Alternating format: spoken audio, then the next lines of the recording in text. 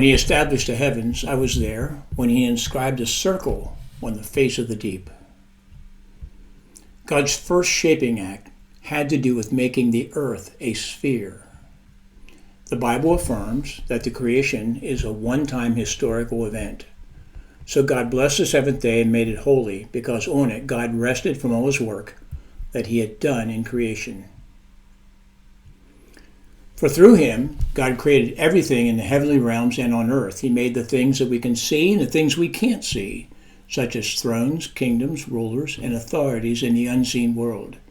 Everything was created through him and for him. The earth was formless and void, and darkness was over the surface of the deep, and the Spirit of God was moving over the surface of the waters. The Spirit of God is hovering. He will superintend the entire process of the creation of all things. He created all of that which he needs. Now he'll begin to shape it. The Lord merely spoke, and the heavens were created. He breathed the word, and all the stars were born. The creation that we see, though beaten by the effects of sin as it is, has the fingerprints of God all over it. From the smallest of the small to the largest of the large, it all declares his glory. Then God said, "Let there be light," and there was light. The doubters here raise this issue. How can there be light on day number 1 of creation when the sun is not created until day number 4? We find out in Revelation that God does not need anything other than himself to have light. We read this, "And the city has no need of the sun or moon, for the glory of God illuminates the city, and the Lamb is its light." The next 3 slides are a long quote from Douglas Kelly over at banneroftruth.org, and it provides a powerful point of view.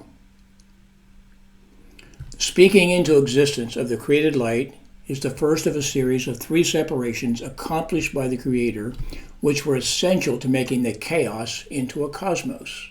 On day 1, light separates day and night. On day 2, the firmament separates the upper waters from the earth, constituting an atmosphere or breathing space. On day 3, the waters below the heavens are collected into seas and thus separated from the dry land.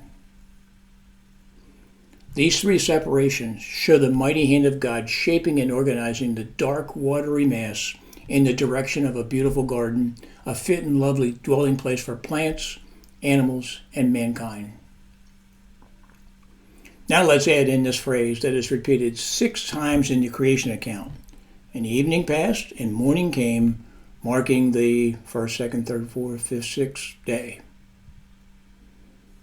The language here is quite plain and is intended to be forthright. The same marking we use for 24-hour cycles was used by God to indicate these are solar days. So you must wonder how this can be when the sun and moon were not created until day number 4. Let me suggest 2 answers. 1, God said it and I believe it.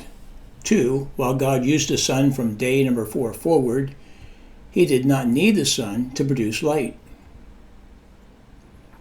He alone can never die, and he lives in light so brilliant that no human can approach him.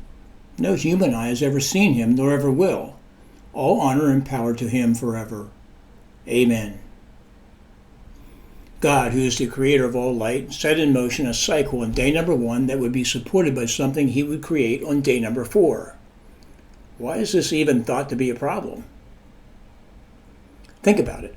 If God created all there is in verse number 1 in an unorganized and unshaped form, why would it be so hard to believe that unshaped, unfinished light existed in verse number 1? If the shaping of the earth is possible, and if God will form and shape a man out of the dust of the earth on day number 6, why is it so hard to imagine a form of light on day number 1? If we have no trouble believing that God could create the sun from nothing on day number 4, why must he be tied to natural means for light on day number 1? Points to ponder. God's first shaping act had to do with making the earth a sphere. The Spirit of God will superintend the entire process of creation.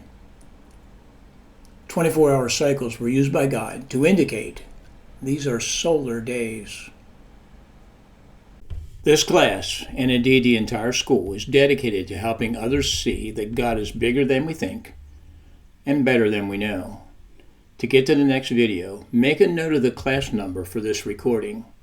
Then search for the next one. Here is a sample. If this video is number L01.1, then the next one is L01.2. And remember to like and subscribe on YouTube and follow on Rumble.